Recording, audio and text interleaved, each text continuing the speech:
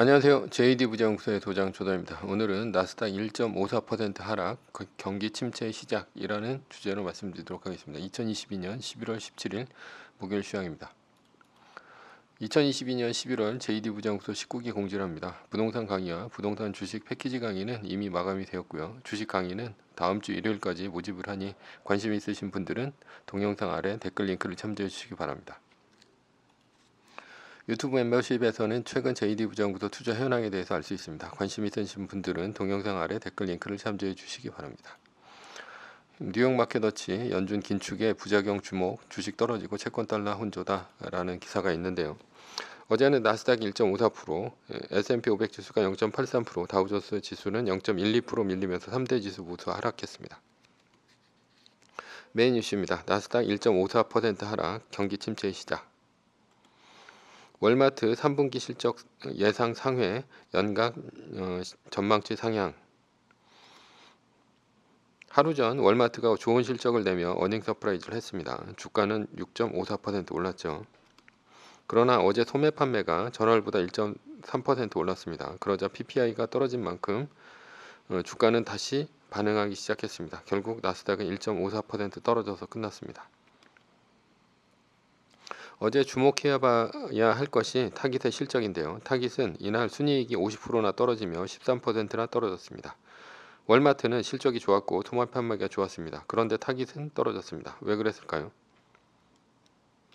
월마트의 실적 중 특이할 만한 것이 있습니다. 중산층이 비싼 물건을 안 사고 싼 물건을 산다는 것입니다. 즉 중산층은 싼 물건을 사고 하류층은 돈이 없어서 못 산다는 뜻이 되겠죠. 이것이 지속되면 소비자들의 지갑은 닫히고 소비를 줄이게 됩니다. 이것이 바로 경기 침체입니다. 타깃 최고 경영자도 고객들의 쇼핑이 인플레이션에 영향을 받기 시작했다고 언급한 것이 바로 이런 연유 때문입니다.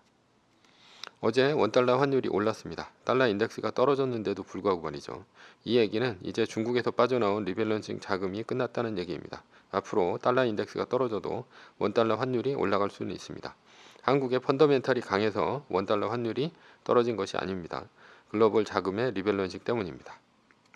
결론입니다. 이제 경기 침체에 대비해야 합니다. 서브이슈입니다. 부동산 침체 2008년 금융위기보다 길어진다. 사람들은 주목을 안 하지만 경기 침체가 오면 장단기 금리차가 역전이 됩니다. 3개월, 2년 등 단기 금리는 주로 연준의 기준금리에 영향을 받죠. 그래서 4%가 넘습니다. 그러나 10년, 20년 등 긴 장기 금리는 연준과 관련이 없습니다. 앞으로 경기 침체를 반영합니다. 그래서 미국의 10년물 국채금리가 3.7% 아래로 떨어지며 2년 10년물의 금리차가 확대되고 있는 것입니다. 이것이 장단기 금리차죠. 이 얘기는 10년물 국채금리가 올라가고 있다는 얘기입니다. 연준이 금리를 올리면서 노리는 것은 무엇일까요? 바로 경기 침체로 인플레이션을 잡겠다는 것입니다. 지금 시장은 경기 침체에 돌입한 듯 보입니다. 경기 침체가 오면 연준은 더 이상 금리를 올리지 못합니다. 금리가 이제 정점에 왔을 수도 있습니다. 그래서 12월에 75bp가 아닌 50bp를 올릴 확률이 높습니다. 내년에는 50bp가 아닌 25bp를 올릴 수도 있습니다. 그러면 조만간 금리 피크를 볼 수 있습니다. 금리 피크가 오면 주가는 오를까요? 주가는 항상 선반영합니다. 따라서 주가는 오를 수 있습니다. 그러나 실물 경기는 무너집니다. 부동산 경기 침체는 이제 시작이라는 얘기죠.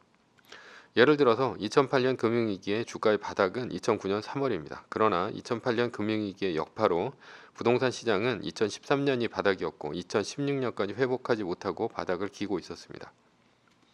2008년보다 현재가 더 상황이 안 좋다는 얘기입니다. 2008년은 제로금리와 양적 완화를 했습니다. 연준이 유동성을 풀었다는 얘기죠. 왜냐하면 미국의 은행들이 망하면서 시스템 위기가 직접적으로 왔기 때문입니다. 그래서 미국은 한국과 통화 스와프를 2008년도 12월에 했습니다. 미국이 한국과 통화 스와프를 안 하면 한국이 가지고 있는 미국 국채를 시장에 매도할 수 있습니다. 그래야 빠져나가는 외국인에게 달러를 줄 수 있기 때문이죠. 그런데 한국, 일본 등 외환 보유가 많은 나라에서 시장에 미국 국채를 팔면 미국이 위험합니다.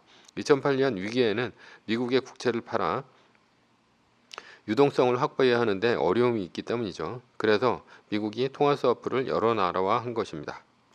그런데 지금은 미국의 상황이 세계 어느 나라보다 훨씬 좋습니다. 그러니 금리 인상의 긴축을 하고 있는 것이고요. 자국의 소비 심리는 최고입니다.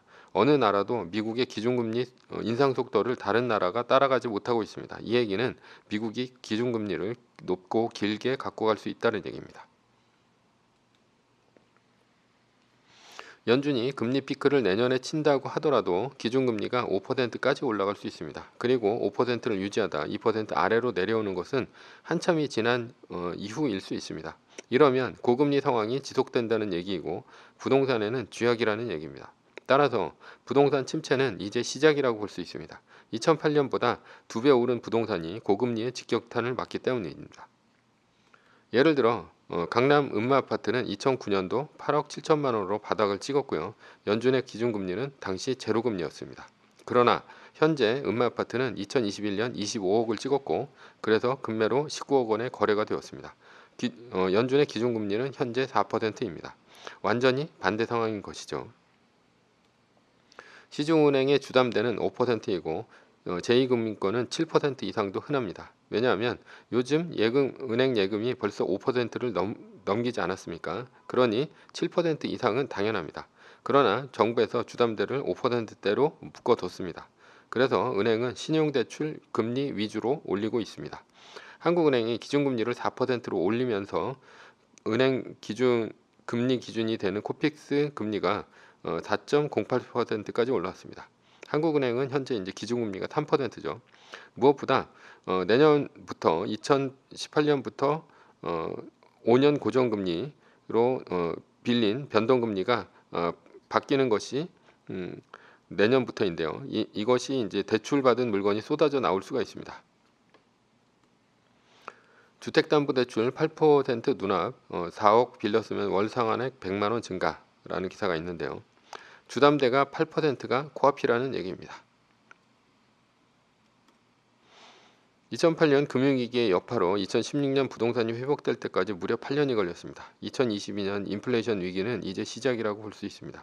결국 금리 올라가면 부동산 무너지고 금리 떨어지면 부동산 올라갑니다. 그까지 수급 백날 외쳐봐야 연준이 기준금리 올리면 부동산 한 방에 갑니다. 부자 아빠, 가난한 아빠에 이런 내용이 나옵니다. 가난한 아빠는 집이 가장 큰 자산이라고 생각한다. 부자 아빠는 집이 가장 큰 부채라고 생각한다. 대부분의 사람들은 가난한 아빠의 말을 믿습니다. 그러니까 집을 샀을 것이고 그러니까 대부분이 가난하겠죠. 그러나 지금과 같은 금리 인상기가 오면 부자 아빠의 말이 왜 맞는지 뼈저리게 느끼게 됩니다. 결론입니다. 부자들의 투자는 주식입니다. 워렌 버핏, 일론 머스크, 세계적인 부자는 죄다 주식 부자죠. 주식은 떨어질 수 있지만 위기에 팔리기 때문에 탈출이 가능합니다. 그러나 부동산은 위기에 안 팔리고 레버리지까지 써서 원금 상환과 대출 이자로 파산합니다. 주식은 담보대출 쓰지 말라고 하면서 왜 부동산은 담보대출 쓰라고 할까요? 말이 안 되지 않습니까? 담보대출은 금리 상승기에 극히 위험합니다. 매뉴얼입니다. 세계 1등 주식은 전고점 대비 2.5% 떨어질 때마다 10%씩 팔면서 리밸런싱을 하다가 나스닥 마이너스 3%가 뜨면 말뚝을 박는 것입니다. 그러다 반등이 시작되면 V자 반등 리밸런싱을 하면 됩니다. 자세한 내용은 JD 부장부서 다음 카페를 참조하시거나 동영상 밑에 리밸런싱 말뚝박기 댓글 링크를 참조하시기 바랍니다. 전제는 세계 1등 주식은 우상향 합니다. 매뉴얼을 지키며 세계 1등에 투자하면 매년 25%의 복리로 10년간 10배, 20년간 100배로 재산을 불릴 수도 있습니다. 위의 상황은 매뉴얼일 뿐입니다. 따를 사람은 따르고 참고할 사람은 참고하시면 됩니다. 주식을 사고 파는 것에 대한 모든 책임과 이득은 본인에게 있습니다. 매뉴얼을 지키려면 머리를 쓰지 말고 머리를 쓰려면 매뉴얼을 지키지 맙시다. 오늘은 나스닥 1.54% 하락, 경기 침체의 시작이라는 주제로 말씀드렸고요. 지금까지 JD 부장부서의 소장 조던이었습니다. 컨텐츠가 좋았다면 구독, 좋아요, 알람 설정 부탁드립니다. 지금까지 들어주셔서 감사합니다.